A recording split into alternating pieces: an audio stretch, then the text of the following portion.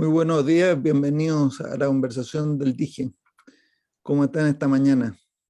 Muy bien, buenos Francisco, días. los Daniel, los Gustavo. Todo bien, gracias. No está el otro Buen Gustavo, día, buen día. José Armando. Buen Eh, día. ¿Y qué tal la semana? ¿Cómo está? ¿Tienen alguna inquietud?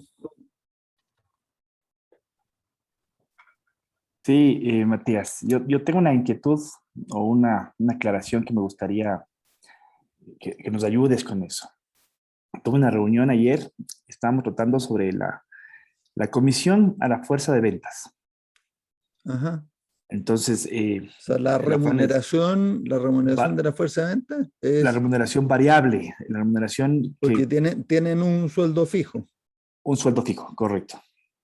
pequeñito o bajo, Relativamente acorde con la responsabilidad en función de ¿ya? de la experticia que necesita el vendedor. Y obviamente estábamos tratando de armar un plan de remuneración variable para el periodo 2022. Entonces me quedé en esa inquietud de cómo explicarle los efectos adversos que tiene la remuneración variable en una visión bajo la teoría de restricciones, bajo la metodología, no sé. O sea, lo que me quieres decir es que ¿tú crees que las comisiones de venta le hacen daño a la compañía de alguna manera? Es lo que trataba de explicarle, cómo es el efecto adverso que se genera. Entonces, no sé si podemos hablar del tema en esta Pero no mañana. entiendo, si tú pagas comisión, los vendedores van a estar súper interesados en vender más, ¿o no? Debería ser, debería ser. Y eso no es lo que queremos de la fuerza de venta. Pero no sé si eso al momento de poder analizar de manera solo la fuerza de ventas y no toda la organización me genera efectos adversos. Bueno, analicemos entonces bajo qué punto de vista es, pues porque la mayoría de las empresas pagan comisiones de venta, ¿no? Correcto, así Que es. yo sepa, de hecho, estamos ahora conversando porque tú me dices, yo no sé cómo explicarle a, a mi empresa que no nos conviene, o sea, tú lo que le quieres decir a las otras personas, pues supongo que no tomas la decisión tú solo, sino que quieres que sea un consenso incluso con los vendedores, Correcto. y entonces quieren llegar a un acuerdo y decir, a partir del año 2022, si te entendí bien, tú dices, no hay más comisiones de venta, este es el sueldo. Es buscar la manera como logren tener una recompensa por el esfuerzo asociado sin que eso afecte a todo el sistema. Tiene gente dentro de la organización que recibe un sueldo sin ninguna compensación variable por Sí, el trabajo. correcto. ¿Y ahí cuál es la compensación que recibe por el esfuerzo asociado? El sueldo. El sueldo. El sueldo que es un ingreso garantizado a fin de mes, Así es. independientemente de si la empresa vendió más o vendió menos, o ganó más dinero o ganó menos, lo cual desde el punto de vista de finanzas es un flujo futuro que se descuenta una tasa de descuento bastante baja porque tiene bajo riesgo. O Así sea, es. para la persona que va a recibir el sueldo, el riesgo de si va a recibir o no su sueldo radica solamente en dos cosas. Si él está siendo productivo, lo más probable es que no lo despidan. Y si la empresa sigue produciendo utilidades, lo más probable es que no lo despidan. Así es. Entonces, su riesgo proviene nada más de si él hace las cosas mal o si a la empresa le va realmente mal. Entonces, el sueldo fijo, garantizado, descontado, o sea, como flujo futuro, descontado para sacar el valor presente, eh, cosa que a Daniel le encanta, supongo, digo Ortiz. eh, te da un valor presente mayor que flujos futuros mayores basados en comisiones que tienen riesgo asociado de si las ventas fueron más o menos, o sea, por la volatilidad de las ventas. Por lo tanto, el valor presente neto de un sueldo garantizado menor que posibles comisiones, depende de las comisiones, obviamente, pero si uno lo que hace el cálculo, normalmente las empresas hacen el cálculo de cuánto estará, o sea, con cuánto estará contento el vendedor, entonces hacen el cálculo y dicen ya si gana tanta plata, entonces más o menos el sueldo que uno le pagaría. Y entonces lo dividen en sueldo fijo y comisiones, y al final las comisiones descontadas a la tasa de descuento adecuada al riesgo, da un valor presente neto menor que el sueldo fijo. O sea, anda a hacerle una clase de finanzas al vendedor para que entienda eso, ¿eh? Pero desde el punto de vista de la empresa, hay una razón muy poderosa para pagar comisiones. Yo esto lo analicé hace algunos años atrás a fondo, porque primero quería entender qué era lo que llevaba a todas las empresas, a la mayoría de las empresas, y hacer un curso de administración de ventas, y te dicen la remuneración tiene que estar atada a la consecución de ventas. Al resultado, ajá. Sí, lo que pasa es que resultado tiene varios nombres. El volumen de ventas no es lo mismo que la utilidad generada, ¿cierto? Así que no está atado al resultado, está atado al volumen de ventas. Ya veremos si el resultado es positivo con el volumen de ventas. Pero entonces, para evitar esas distorsiones, también les ponen bastantes restricciones. Usted no puede hacer descuentos indiscriminados, tiene que pedir permiso, tiene que preguntar si hay capacidad para entregar lo que usted quiere vender. O sea, todas esas cosas son restricciones que le ponen a la fuerza de ventas también. Pues yo llegué a la conclusión de que la comisión de venta era la mejor forma de remunerar si se cumplían ciertas condiciones. Y las condiciones son precisamente que el vendedor decide casi todas las actividades que están bajo su control, o sea, no su control, sino en su ámbito de acción. ¿A quién va a ir a ver? ¿Qué oferta le va a hacer? ¿Cómo va a negociar? ¿Con qué frecuencia va a hacer el seguimiento de la cotización? Todas esas cosas. Entonces, a eso me pueden contraargumentar varias personas que administran fuerzas de venta y dicen, no, pero lo que pasa es que a los vendedores igual, aunque uno le pague comisiones, tiene que hacer una reunión de venta mínimo semanalmente para hacerle seguimiento, a ver cómo ellos le están haciendo seguimiento a sus oportunidades y que vayan y estén alineadas con la empresa. Pero entonces ahora me entra la duda, no es una transigencia, entonces planteémonos el dilema. Para administrar bien la empresa y la fuerza de venta, queremos lograr los mejores resultados. Y para lograr los mejores resultados, tenemos que incentivar a los vendedores para que ellos hagan su mejor esfuerzo. O sea, digamos, no tenemos que incentivarlos con una comisión de venta. Esa es la D. El para que hagan su mejor esfuerzo es un supuesto, ¿no?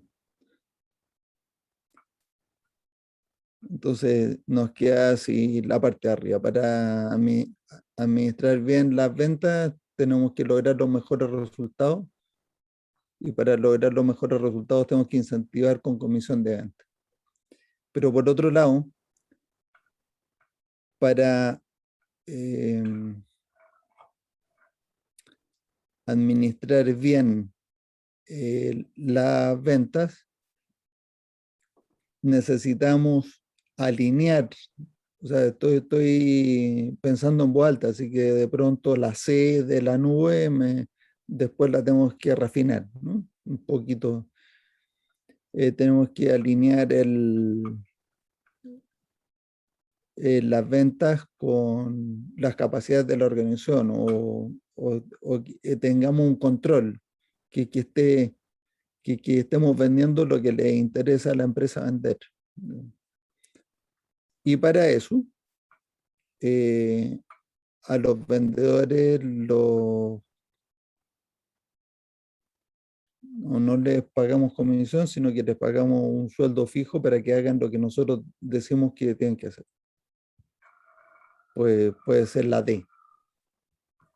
Pero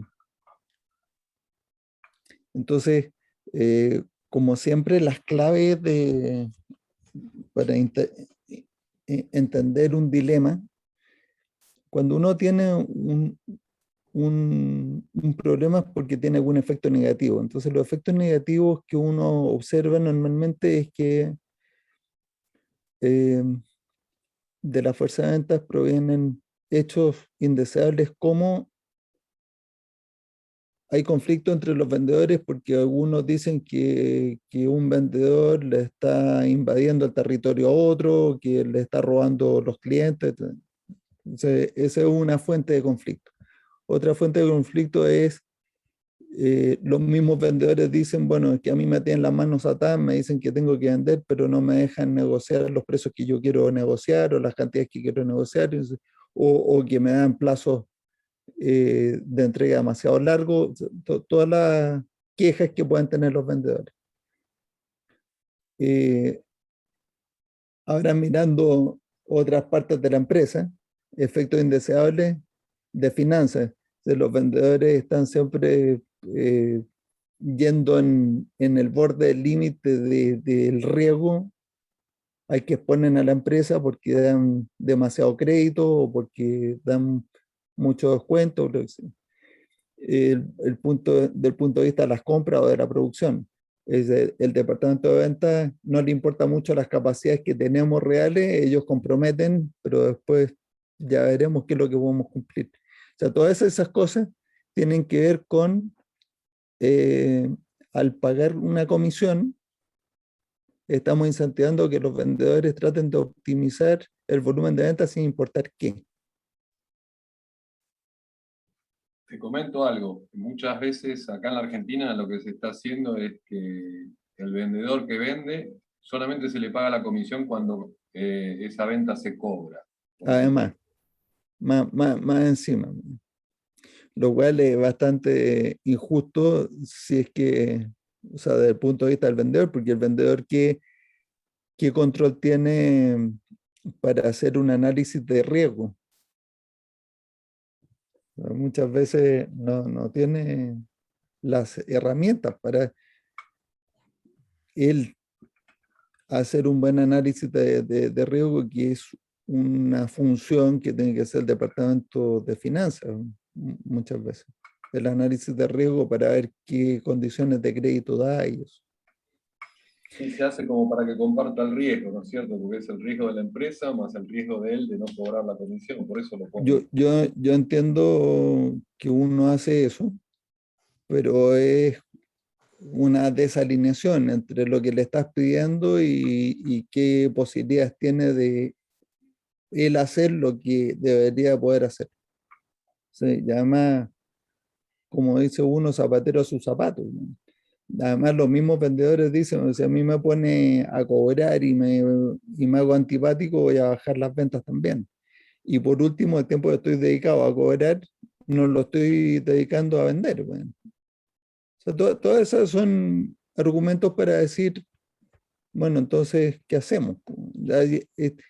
Hay una transigencia. O sea, ponen las comisiones de ventas, pero al mismo tiempo le ponen un montón de restricciones a la fuerza de ventas para evitar las ramas negativas de pagar las comisiones, pero nadie está contento porque ni los vendedores logran lo que quieren lograr, ni la empresa logra buenos resultados.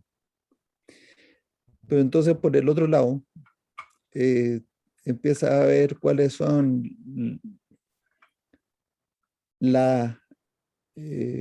las posibles soluciones a los efectos negativos de pagar las comisiones, y son poner todas las restricciones.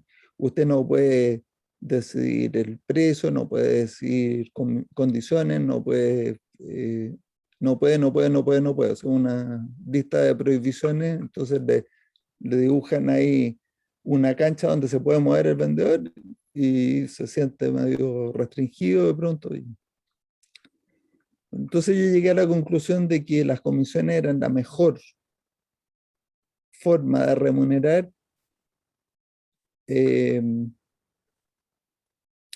a la fuerza de ventas cuando la fuerza de ventas decidía a quién iba a ver, qué le iba a ofrecer, en qué condiciones, todo,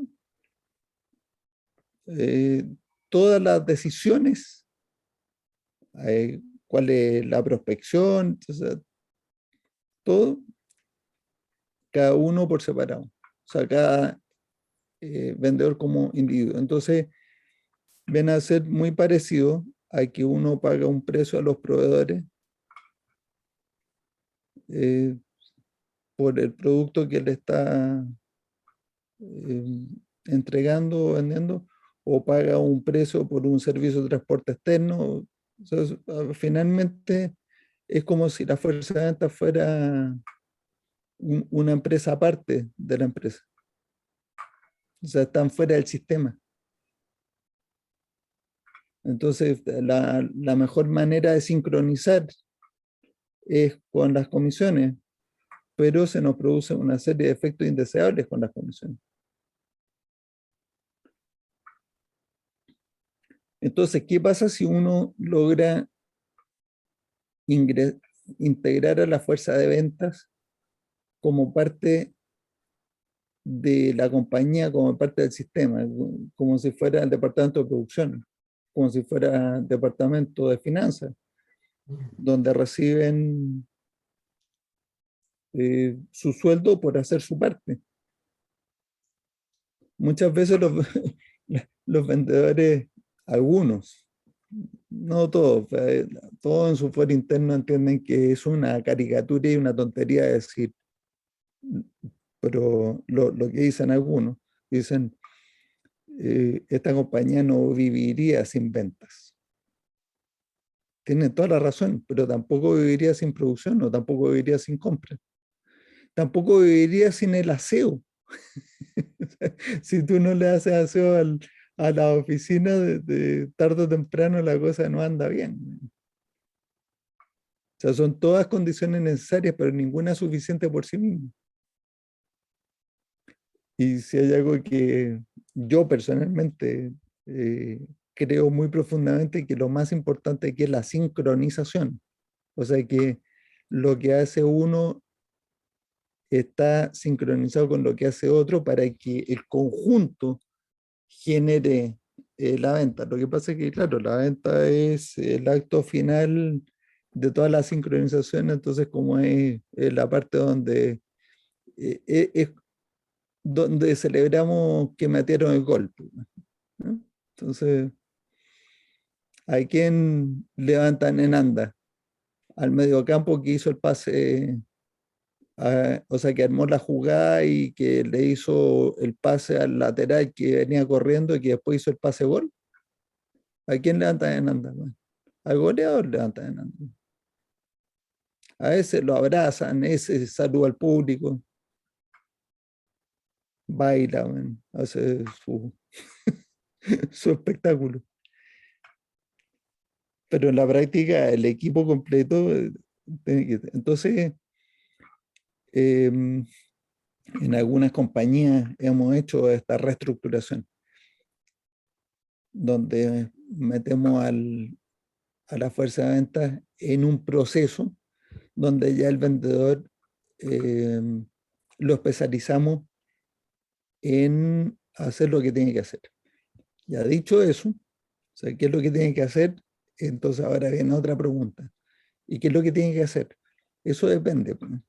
Entonces ahí Justin Rothmarsh, que es autor de un libro que el título The Machine o La Máquina, yo le he escuchado ya varias veces en vivo la presentación. La última me encantó, creo que fue en Las Vegas, no sé dónde fue que era, no fue después de Las Vegas, no me acuerdo dónde fue, en Nueva York, no me acuerdo, pero fue una excelente exposición. Empieza así la exposición, dice: imagine que todo su departamento comercial, jefe de ventas con todos los vendedores,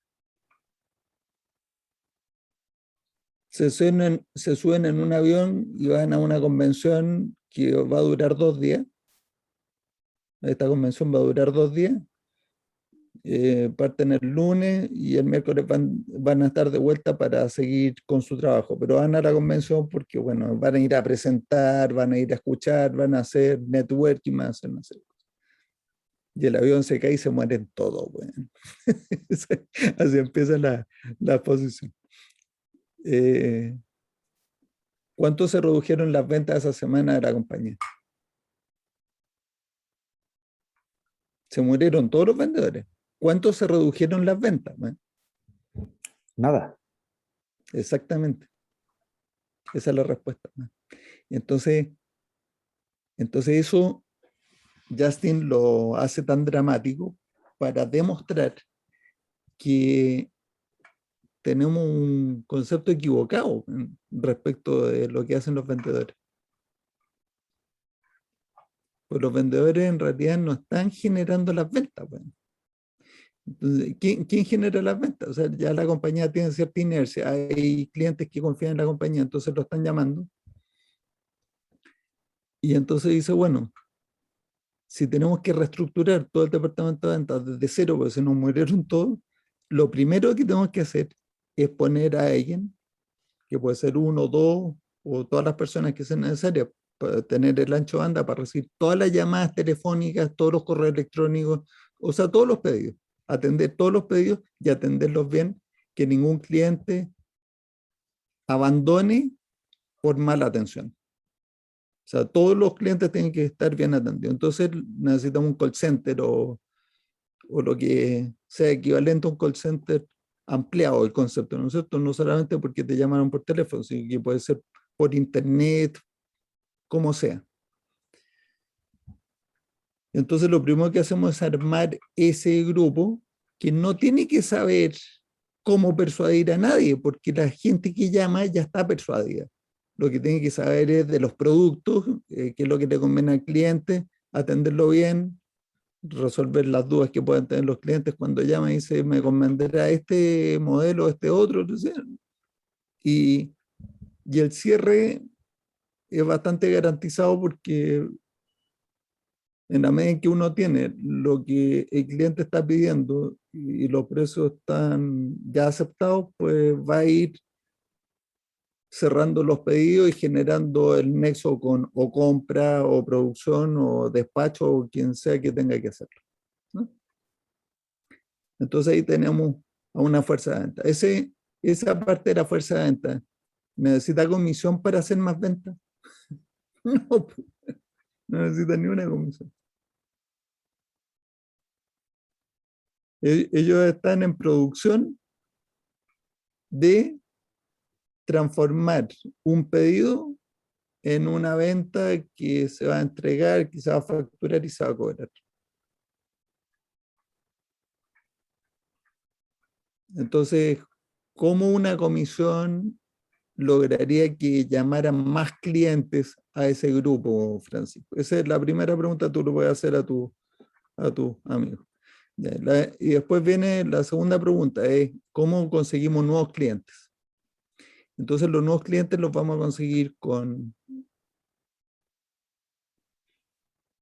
otra parte de la fuerza de ventas que probablemente es mucho menos numeroso que los call centers. El call center es escalable porque además es muy fácil de entrenar.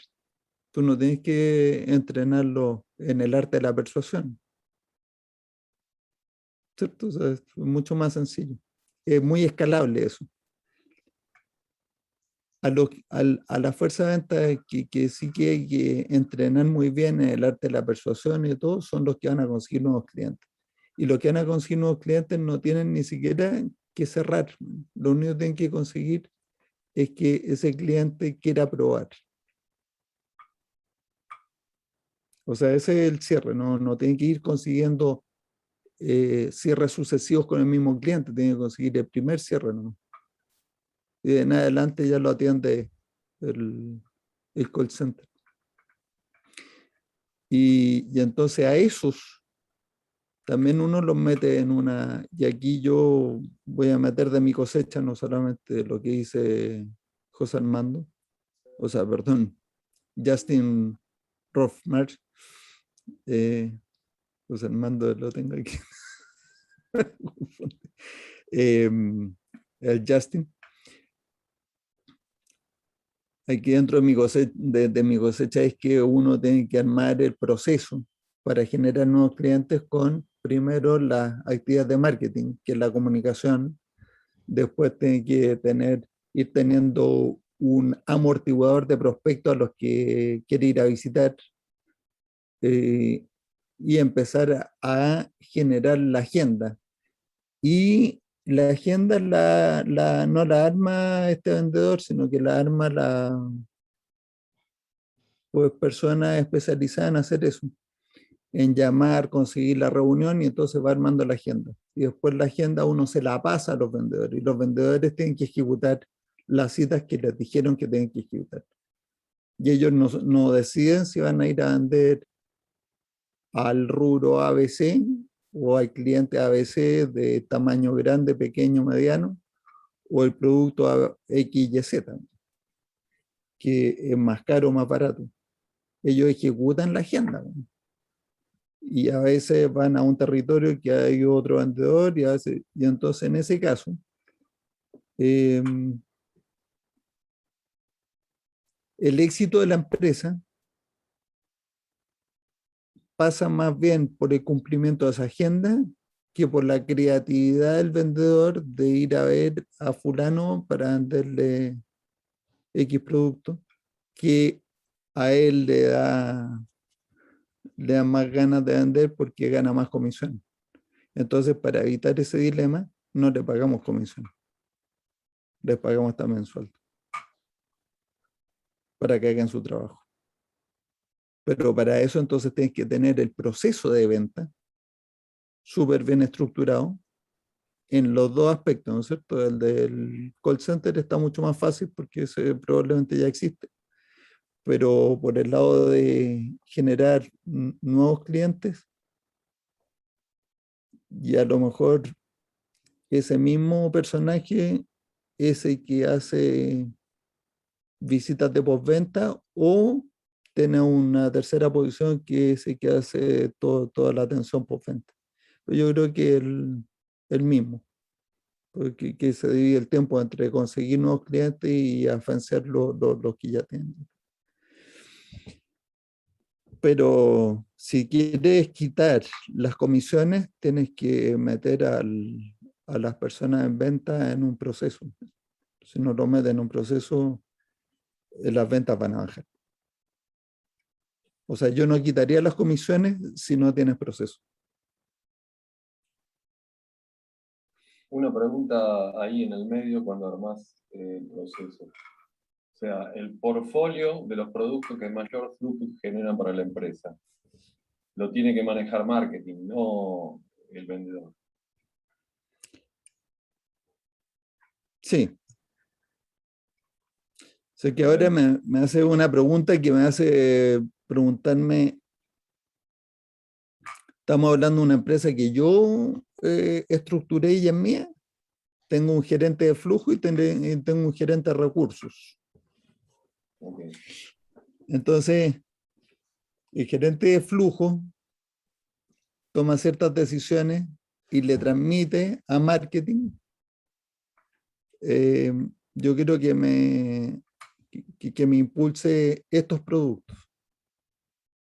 Porque me dice si soy fabricante, por ejemplo, entonces me dice un ranking de throughput por unidad de restricción. Entonces tengo la familia A y la familia B. La familia A es la que más throughput genera. Entonces vamos a hacer una oferta diferenciada para que cuando salgamos a vender los mismos clientes se autosegmentan y los que quieran comprar familia A tengan condiciones más favorables que los que quieran comprar familia B. Y la división entre A y B es fluida también, o sea, uno la puede cambiar de una semana a la otra. Entonces, cuando uno tiene estas palancas que pueden mover para allí y para acá, y tiene el proceso, todo el proceso va a funcionar solito. Es como en el automóvil, tú tienes el pedal y ya sabes que si lo aprietas le va a meter más combustible al motor, va a aumentar las revoluciones. Ahora, para que la cosa se mueva, tiene que estar metido el cambio. A ver si tiene un cambio bajo, entonces va a tener muchas revoluciones, mucha fuerza. Entonces, si el cambio está más bajo y está a poca velocidad, lo más probable es que cascabelee como enano, pero no haga nada. Es que todo tiene que estar sincronizado. O sea que el concepto sería, una vez que están abiertos los canales y las ventas son, digamos, repetitivas, se manejan desde un punto de vista, digamos, formal, desde adentro de la empresa. Y Claro, el vendedor que tiene que, o sea, una vez que se genera una nueva prospecto, digamos que su única acción es el momento de la venta, o sea, lo que sabe hacer, llegar a un acuerdo con el cliente y abrir un nuevo canal. sí. Podríamos convidar a Jorge Arias de Coditec para que nos cuente cómo le ha ido con ese sistema. De cuando terminamos el proyecto de visión viable con él, las ventas no habían aumentado mucho, pero 2 años después estaban en el triple. Y yo le dije, pero ¿por qué no lo hiciste mientras yo era el director de proyecto? Digo, no, yo no intenté que no hubiera más ventas. Me dice, porque, pero, pero sí te creí, me dijo. Yo te creí. Y yo puse el proceso y perseveré. Hubo que cambiar gente que no estaba alineada, pero perseveré. Tuvo un proceso. Y lo que te pasa a él es que es acumulativo. La gente de venta lo que hace es incorporar nuevos clientes que no abandonan, porque uno los atiende como los dioses. Entonces, ya el cliente que le compra a Coditec no quiere comprarle a nadie más. Una Entonces, pregunta, la eso es lo tercera, fantástico. que me parece ahí que debe ser la más difícil, ¿no? Porque es el comportamiento cultural, que sería cómo producir el cambio, ¿no? No solamente una decisión política, vas a tener la mayoría No, de los vendedores. no, tienes que, bueno, en algunas empresas los vendedores estrellas se van.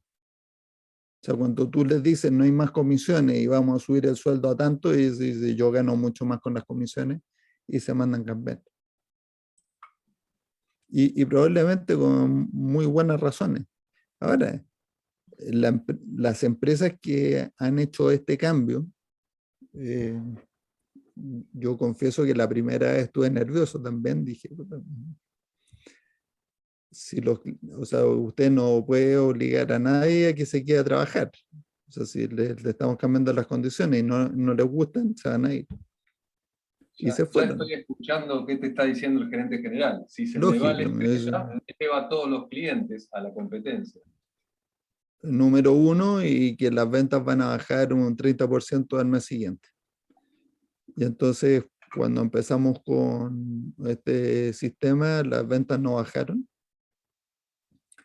Y bajaron, sí bajaron los niveles de estrés, porque los vendedores de estrellas son primas donas, son unas divas. Entonces, te generan anticuerpos allá adentro. Pero uno tiene que estar muy convencido de que lo que está construyendo es lo que quiere hacer. Y a veces las operaciones tienen que ir con analgésico porque duelen. ¿Qué le vamos a hacer? Bueno, igual era la otra cosa. Ah, tú, Daniel, comentaste antes de que empezáramos de otro tema. O sea, Francisco está más o menos O sea, encaminado a gracias, la, Matías. Sí, me dejaste un montón de más preguntas que más respuestas. preguntas que respuestas de todo lo que hay que hacer para poder hacer que estos incentivos económicos para la fuerza de ventas cumplan con el objetivo de la organización y no solo de la remuneración a los vendedores. O sea, tienen que Entonces, armar el proceso, tampoco es la gran cosa. Tienen que armar el proceso y pensar en qué consiste un proceso de venta, es un embudo. O sea, primero el tema de que recibir todos los pedidos diarios no lo atiendan los vendedores que tienen que ir a generar nuevas ventas. así es. Eso es un desperdicio de tiempo, porque las capacidades que se requieren para atender pedidos son mucho menos escasas y más baratas en el mercado que las capacidades que se requieren para hacer la persuasión de un nuevo cliente. Por lo tanto, tu departamento de ventas lo divide en dos, los que reciben pedidos y que ya no son ventas. O sea, sí, son ventas. Atienden las Es ventas, los parte del proceso pedidos. de venta, sí.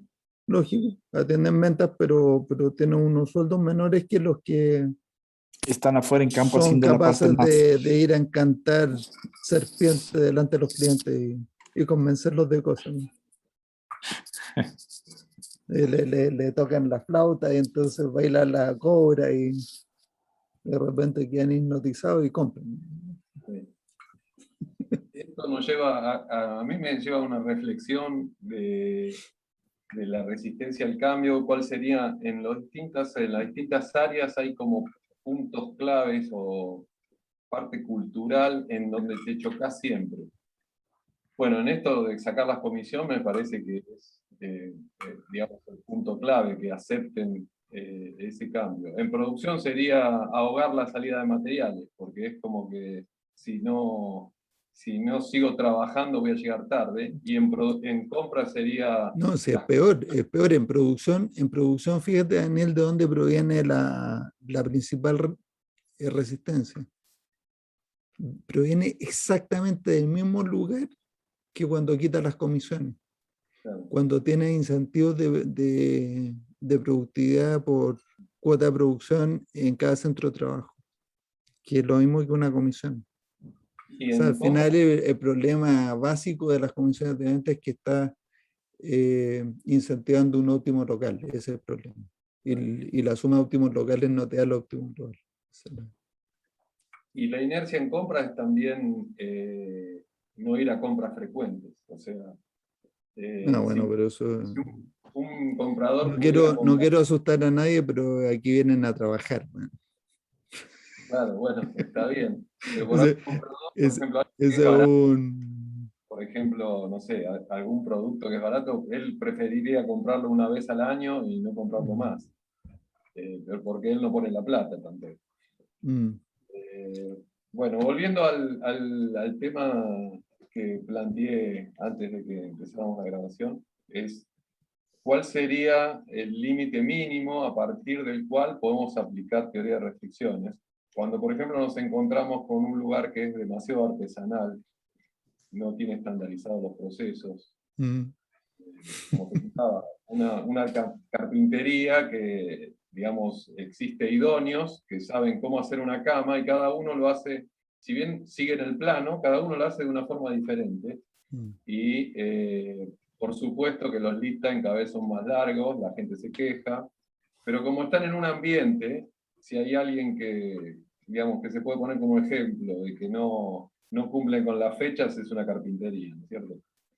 Así que bueno, ese es el planteo. ¿Por dónde habría que empezar para, hasta, digamos, para poder aplicar, por ejemplo, el tambor amortiguador de cuerda o administración de proyectos, ese tipo de cosas, lo mínimo que debemos tener?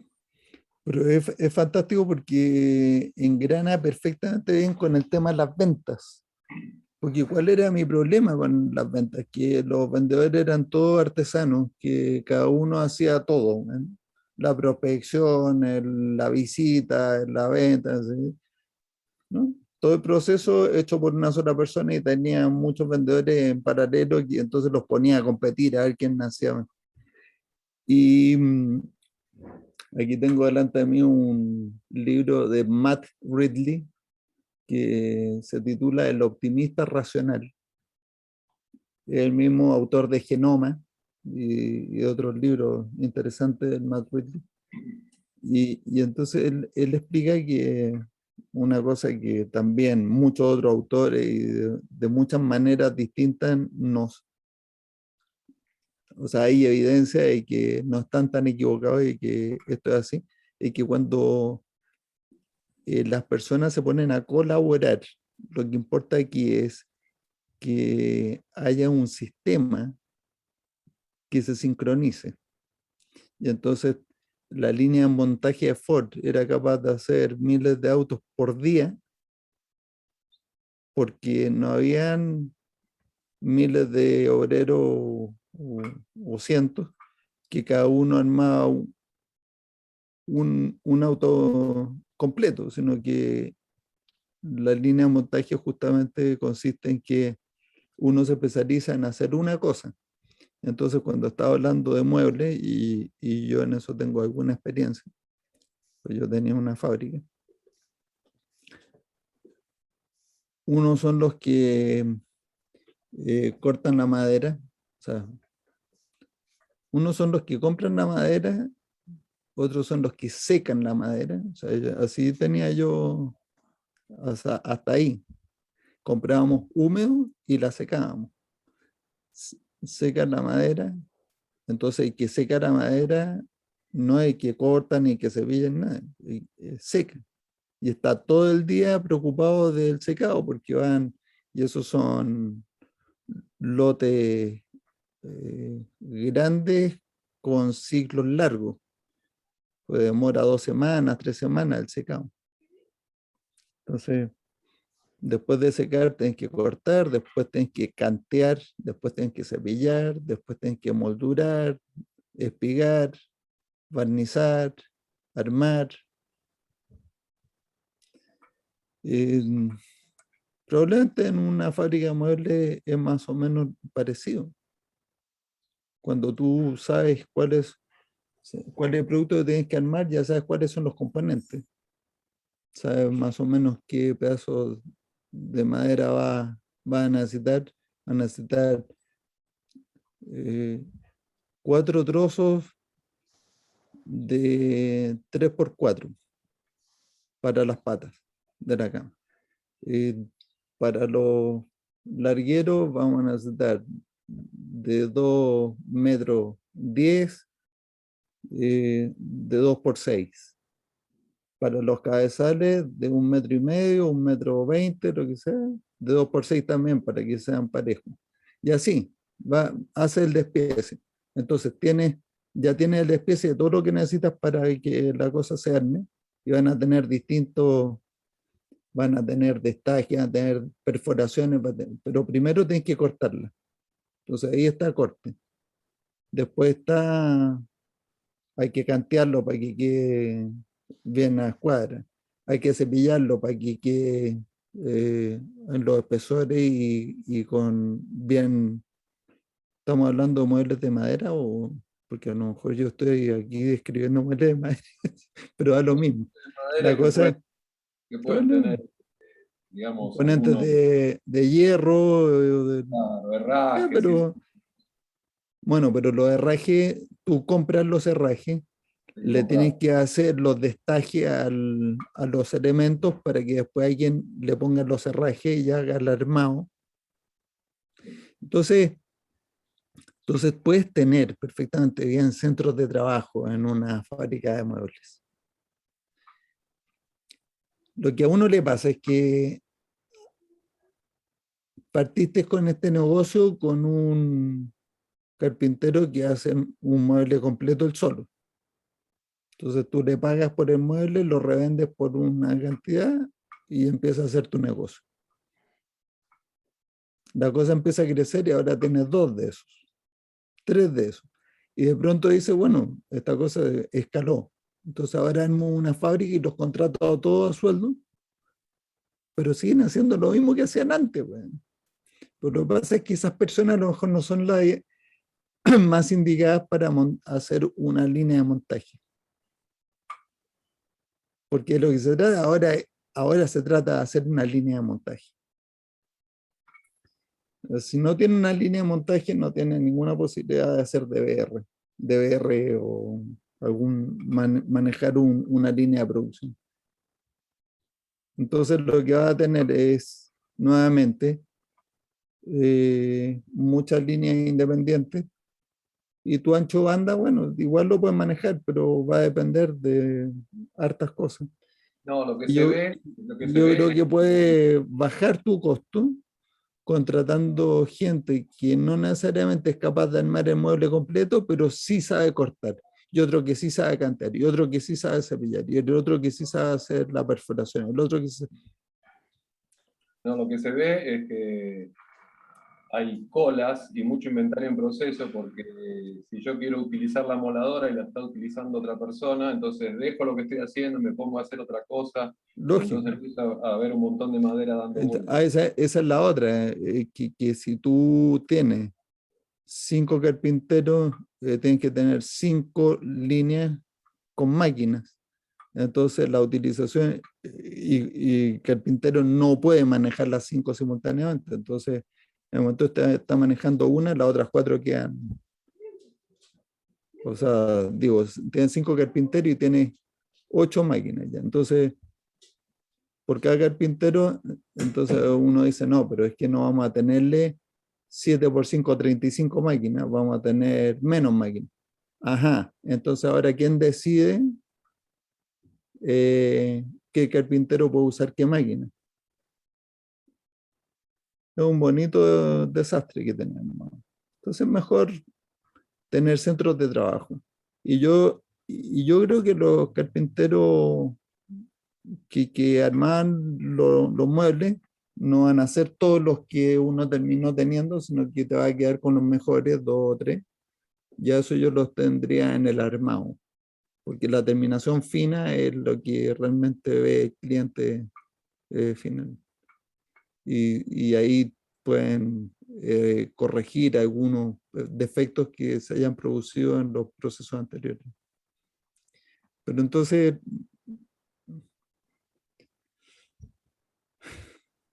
la respuesta es que si quieres crecer, tienes que armar un sistema escalable. No es escalable incorporar más primas donas.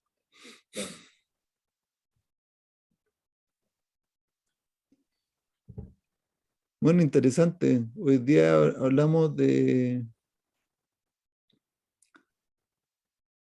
por qué razón las empresas le apuntan a los óptimos locales y tan poca gente tiene la visión sistémica de entender que lo que necesita es el óptimo local.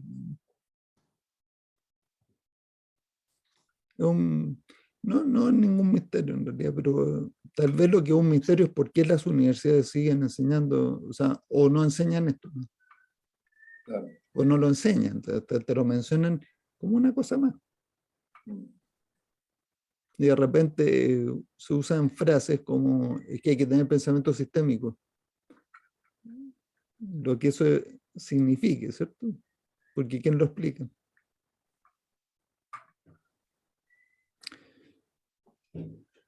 Bueno, oye, ¿quedaron tristes o qué? Quedaron No, como está buena tristes. la Con, reflexión. con tarea. La causa principal del problema es la misma. Tanto para Siempre, ventas como para producción, nos chocamos contra el mismo efecto siempre inicial. así.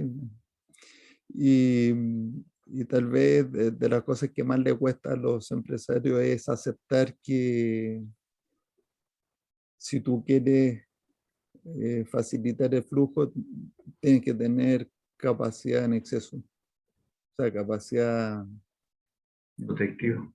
protectiva. ¿Sí? buffer de capacidad. Y que se manifiesta evidentemente en gente que le sobra tiempo. Pero cuando yo veo que alguien dice, me está sobrando mucha capacidad y eso le molesta, yo me quedo pensando, digo, ¿por qué razón piensa que trabajar más lento es mejor? Porque te fijas que uno no puede inventar infinitas ventas, ¿no? Entonces tienes que hacer la cantidad limitada que te están comprando. Entonces, si esta cantidad limitada es un número finito, uno lo hace más rápido, adivina quién, te sobra tiempo. Pero son buenas noticias, no son malas.